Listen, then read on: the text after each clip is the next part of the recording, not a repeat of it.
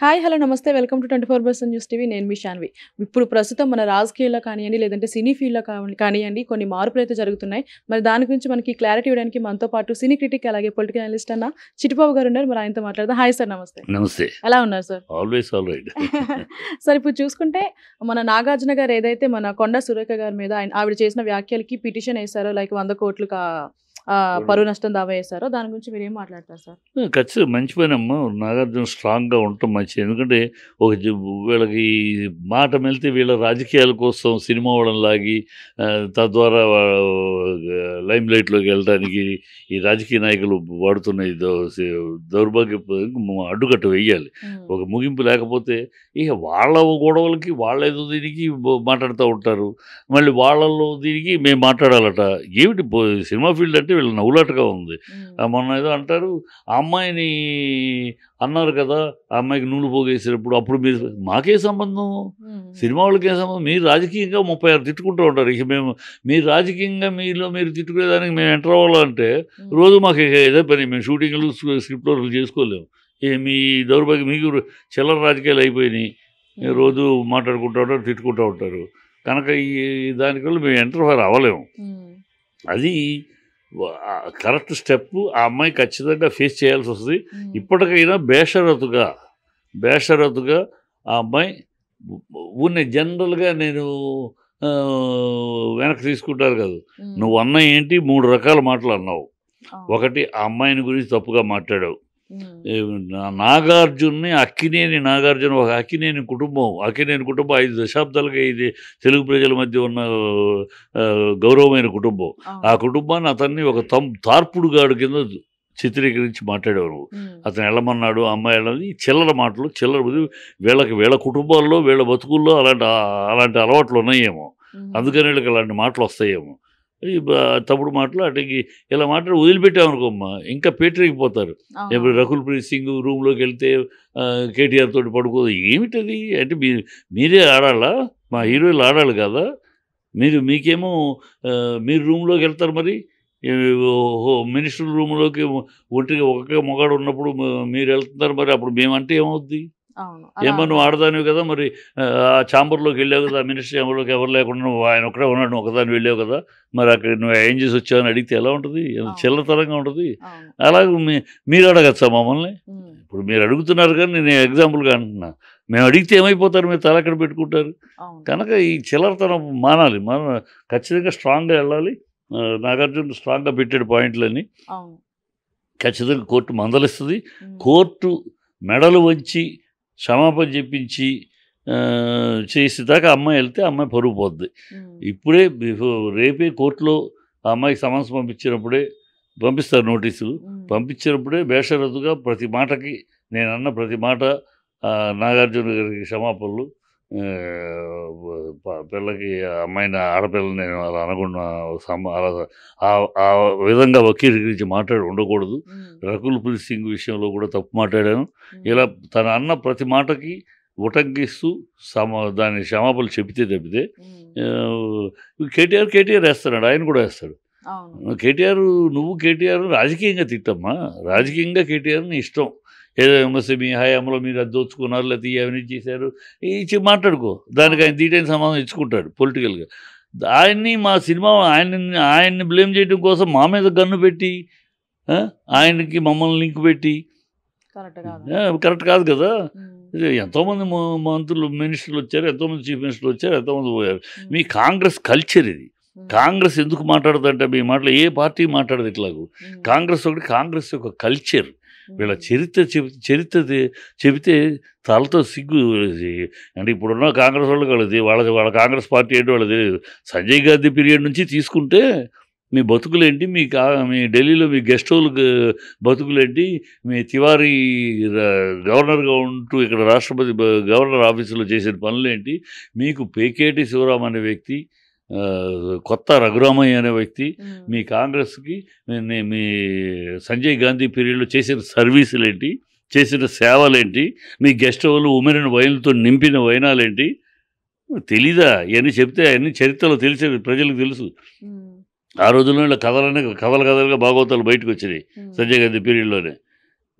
పోలి చనిపోయాడు అతను, ఏదో అతను చనిపోయిన అతని గురించి ఎందుకు ఆ టైంలో మీ దౌర్భాగ్యాల గురించి ఇప్పుడు మాట్లాడితే ఎందుకని మేము మాట్లాడడం. కానీ మీరు మా సినిమా ఫీల్డ్ గురించి మాట్లాడితే కాంగ్రెస్కి అసలు నైతిక హక్కు లేదు సినిమా వాళ్ళ గురించి మాట్లాడి. మీ బతుకులే, మీ రాజకీయ బతుకులే ఉమెన్ అండ్ వైన్ మీద. మీ గెస్ట్ హౌస్లన్నీ ఉమెన్ అండ్ వైన్తో నిండుతాయి ఢిల్లీలో. మీ గవర్నర్ ఆఫీస్నే అప్రతిష్ట పాలు చేసిన పార్టీ మీది. మీరు మా సినిమాలో ఆడాళ్ళ గురించి, మా సినిమా బతుకుల గురించి మాట్లాడే నైతిక హక్కు ఉందా మీకు? బుద్ధి లేని మాటలు మాట్లాడతారు. ఏ ఆధారాలు ఉన్నాయి ఆధారాలు చెప్పాలి, కోర్టు అడుగుద్ది. అంటే సార్ ఇప్పుడు కొండ సురేఖ గారు ఏమన్నారు అంటే ఓన్లీ సమంత గారి గురించే కాకుండా కొంతమంది సెలబ్రిటీస్ వాళ్ళ తో కూడా ఉన్నాయి కనెక్షన్స్ అన్నారు కదా. అది చెప్పాలండి. అది చెప్పి ఫోన్ టాపిక్ 9 నెలలు ఇది గవర్నమెంట్ వచ్చి ఈ 9 నెలలు ఏం పీకుతున్నారు? గాడిద పళ్ళు తోగుతున్నారా? ఏం చేస్తున్నారు 9 నెలలు? ఎందుకు ఎప్పుడు ఎలక్షన్ అప్పుడు ఇదే అబద్ధం. ఎలక్షన్ టైంలో ఫోన్ ట్యాపింగ్ అది మాట్లాడారు. కాల్ రికార్డింగ్స్ అంటే అదే అందుకనే బయట పెట్టమంట. కాల్ రికార్డ్స్ ఎనీ గవర్నమెంట్ ఇవాళ వీళ్ళు గవర్నమెంట్ ట్యాప్ చేయట్లేదని చెప్పమానండి. Every government it is responsibility. ఎందుకు ట్యాప్ చేస్తారు? ఫోన్ ట్యాపింగ్ అనేది ఎందుకు చేస్తుంది గవర్నమెంట్?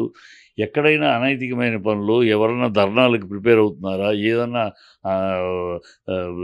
వేరే వేరే వేరే టెర్రరిస్ట్ యాక్టివిటీస్ మూమెంట్లు ఏమైనా జరుగుతున్నాయా, ఇవన్నిటికీ వాళ్ళు నిఘా పెట్టుకుని ఉంటారు. ఎక్కడ ఏం జరుగుతుంది ఏంటి వాళ్ళు పెట్టుకోవాలి. నిఘా పెట్టుకుంటేనే కదా పట్టుకోగలరు, అయిపోయినాక కాదు కదా. సో ఎప్పటికప్పుడు అలా ఉండబట్టే రోహింగ్యాలు పట్టుకుంటున్నారు, ఐఎస్ఐ ఏజెంట్లు పట్టుకుంటారు. అవన్నీ ఉండబట్టే అమ్మాయిలను మొన్న ఒక అమ్మాయిని లేడీని పట్టుకున్నారు కదా. నేను ఎందుకు పట్టుకుంటారు? ట్యాప్ చేస్తేనే పట్టుకుంటారు. ట్యాప్ చేయడం గవర్నమెంట్ యొక్క రెస్పాన్సిబిలిటీ. అలాగే ఈ అమ్మాయి రకుల్ సింగ్ ఆ టైంలో తనకు ఒక సమస్య వచ్చింది. ఎవరిని కలుస్తుంది? ఎవరైనా, నువ్వైనా, నేనైనా ఎవరిని కలుస్తాం? హెడ్ ఆఫ్ ది ఎవరు పాలనలో ఉంటారో ఆ మంత్రినో వాళ్ళని కలుస్తాం. KTR president of the party, ruling party, and deputy chief minister of the party. So ఆ టైంలో అమ్మాయికి సమస్య వచ్చినప్పుడు కలవటానికి కలుస్తారు, కష్టం చెప్పుకుంటారు. తనకి అడగటానికి వెళ్ళినప్పుడు వెళ్తే బెడ్రూమ్కి వెళ్ళిపోయారటేనా? ఆ సందర్భంగా పోలీసులు ట్యాప్ చేస్తారు రకుల్ సింగ్ మీద. ఆ టైంలో వాళ్ళ తమ్ముడు యాక్చువల్ తర్వాత తేలిపోయింది, వాళ్ళ తమ్ముడు అని తేలిపోయింది.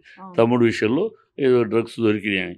సో అందువల్ల ఆ టైంలో రకుల్ సింగ్ పేరు కనుక ఆటోమేటిక్ ఫోన్ ట్యాప్ చేస్తుంది పోలీసులు. ఆ అమ్మాయి మూమెంట్లో ఇవన్నీ దొరుకుతాయి, సాక్ష్యాలు దొరుకుతాయి. ఏమీ దొరకలేదు, అందుకనే వదిలేసారు. అమ్మాయి శుభ్రంగా పెళ్లి చేసుకున్న అమ్మాయిని గురించి, శుభ్రంగా పెళ్లి చేసుకున్న అమ్మాయిని గురించి ఈ మాటలు మాట్లాడటం కడుపుకు అన్నం తినే మాటలేనా? ఆడది మళ్ళీ ఒక మంత్రి ఆడదిగా ఉంటే ఆ మాటలు మాట్లాడచ్చా? పెళ్ళి అయిపోయింది అమ్మాయి. పైగా పెళ్ళి అమ్మాయిని పట్టుకుని మాటలు మాట్లాడితే వాళ్ళ కుటుంబాలు చీరుస్తా, వాళ్ళ సంసారాన్ని చీరుస్తా మనిషివే నువ్వు. కనుక ఇలాంటి వాళ్ళని క్షమించకూడదు. ఖచ్చితంగా స్ట్రాంగ్ కోర్టు నుంచి వీళ్ళకి సరైన గుణపాఠం చెప్పాలి. చెబితేనే సమాజంలో ఆగుతాయి, లేకపోతే ఈ పేటరైపోతూ ఉంటాయి. ఎందుకంటే ఇవాళ ఎవరు రాజకీయాల్లో ఉండేవాళ్ళు ఆ బురదలో పాకే పురుగులాగా తయారైపోయింది రాజకీయ నాయకుల జీవితాలు. ఆ మురుగుంట్లో లొకలొకలమని తిరుగుతూ ఉంటే పురుగులు, ఆ పురుగుల యొక్క సవడిలాగా ఉంటుంది వీళ్ళ మాటలు. అలా తయారైపోయాయి. మురుగు గుంటలో పురుగులు, బురద గుంటలో పాకే పురుగులు, మురుగు గుంటలో సాగే పురుగులు జీవితాలు లేదు వీళ్ళ మాటలు, వీళ్ళ చేష్టలు. కనుక ఆ స్థాయికి దిగిపోయింది రాజకీయాలు. కనుక ఈ రాజకీయాలని ఇలాంటి పనిష్మెంట్లు ఇవ్వకపోతే, ఇలాంటి కోర్టు ద్వారా శిక్ష ఇవ్వకపోతే, జరగకపోతే ఈ గ్యాంగ్, ఈ లోతట్టు గ్యాంగ్ ఇది. గతంలో లాగా మహానాయకులు రాజశేఖర రెడ్డి గారు ఉన్నారు, ఎన్టీఆర్ ఉన్నారు, ఎంతమంది అంజయ్ గారు ఉన్నారు, వెంకటరావు గారు ఉన్నారు, చెన్నారెడ్డి, వీళ్ళందరూ చూడలేదా మనం రాజకీయాలు? ఎంత హుందాగా మాట్లాడేవారు. విమర్శలు వాళ్ళు చేయలేదా? బ్రహ్మాండంగా చేసేవారు విమర్శలు. కానీ ఒక ఆచితూచి ఒక పద్ధతిలో అందరూ వెంకయ్యనాయుడు గారు, జైపాల్ రెడ్డి గారు చూసాం. వీళ్ళందరినీ అసెంబ్లీలో చూసాం. గౌతులచ్చన్న గారు, జూపుడికి, వీళ్ళంతా ఎంత బ్రహ్మాండంగా విమర్శించేవారు పాలకపక్షాన్ని. మామూలుగా ఘాటుగా, మళ్ళీ బయలుగా మెడెడ్ కానీ చక్కటి భాష, చక్కటి పాయింట్, విజ్ఞానంతో విషయ పరిజ్ఞానంతో అట్లా చేశారు. వీళ్ళలాగా పాయింట్ లేదు, వీళ్ళకి ఏముంది, వీళ్ళు రాజకీయాలు ప్రజల నుంచి వచ్చిన రాజకీయాలు కాదు, ఎక్కడో డబ్బులు సంపాదించడం, వాళ్ళు డబ్బులు సంపాదించే డబ్బులతో ఆటలు కాపాడుకుంటారు రాజకీయాలు. వీళ్ళొక ధ్యేయమా, ఒక సిద్ధాంతమా, ఒక విధానమా, ఒక ఎయిమా, ఏమీ లేదు. ప్రజాసేవ ముఖం మీద ముసుగు తప్పితే వీళ్ళంతా డబ్బు సేవ, స్వయం సేవే. వచ్చామా 5 ఏళ్ళలో ఎంత కాంగ్రెస్ కల్చర్ ఇది. వచ్చామా 5 ఏళ్లలో ఎంత సంపాదించామా, ఇంకో 3 తరాలకు సంబంధించామా, 2 తరాలకు సంపాదించామా, మళ్ళీ గోతిగా నక్కలా కూర్చుంటాం, మళ్ళీ అవకాశం దొరికినప్పుడు మళ్ళీ అబద్ధాలని. వీళ్ళు బతికేది అబద్ధాల గోడలో, అబద్ధాల మేడలో. అంతేగాని పాలన లేదు. పాలన వీళ్ళ బతుకులే కాంగ్రెస్ బతుకులు అబద్ధాల మేడ, అంతరాల గోడ. మనుషుల మధ్య అంతరాలు సృష్టించడం, అబద్ధాలు గోడలు కట్టుకుంటాం, దాంతో బతికేస్తారు, అవినీతి చేసుకుంటూ పోతారు.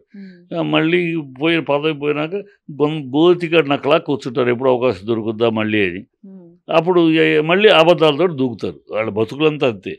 అంతకన్నా ఈ హీనమైన స్థాయిలో ఉన్నాక వీళ్ళకి మన పోనీలే, పాపంలే, ఆడపిల్లలే క్షమించేద్దాం అనుకుంటే కుదరదు అది. అందుకే నాగార్జున తీసుకున్న స్టెప్ వెరీ స్ట్రాంగ్గా కాంప్రమైజ్ అవ్వకుండా తీసుకున్నాడు. రేపు అమ్మాయి అన్నిటికీ క్షమాపణ చెప్పినా కూడా నేను వెనకాడు వేయనన్నాడు. అంతే అనేస్తాం, మీరు తుడుచుకోండి, సారీ అంటే సరిపోద్దా? Sorry can never make a dead man alive, అది తెలుసుకోవాలి. సారీ అనే మాట it cannot make a dead man alive. చూడాలి కోర్టు దీనికి డెఫినెట్గా తీర్పిస్తుందాం. అడుగుది కోర్టు, ఏ ఆధారాలతోటి చెప్పావు, ఒక ఆధారం ఉండదు దీని దగ్గర. 4 టాపిక్లు ఉన్నాయో వినిపించండి కోర్టుగా అంటుంది కదా. ప్రూఫ్ ఉన్నప్పుడు మాట్లాడితే మేము కూడా ఎందుకు సపోర్ట్ చేస్తాం? ప్రూఫ్లు లేవు, ఊరినే మీ ఊహాగానాలు.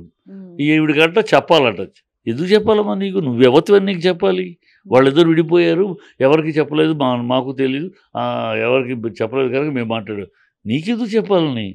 వాళ్ళ పర్సనల్ లైఫ్ అది, ఉంటారు, విడాకులు తీసుకుంటారు, నువ్వెవరివి, నీకెందుకు చెప్పాలి? వాళ్ళు మాకు చెప్పలేదు అంటదేంటి? ఏం మాట అసలు అది? నువ్వెవరివని, నీవేం సంబంధం అని? వాళ్ళ పర్సనల్ లైఫ్ అది. అప్పుడు నీ పర్సనల్ లైఫ్ గురించి మేము అడగమా? నీ భర్త రౌడీజాల గురించి, మీ కుటుంబ సారా వ్యాపారాల గురించి అడగమా? అడిగితే ఎలా ఉంటుంది?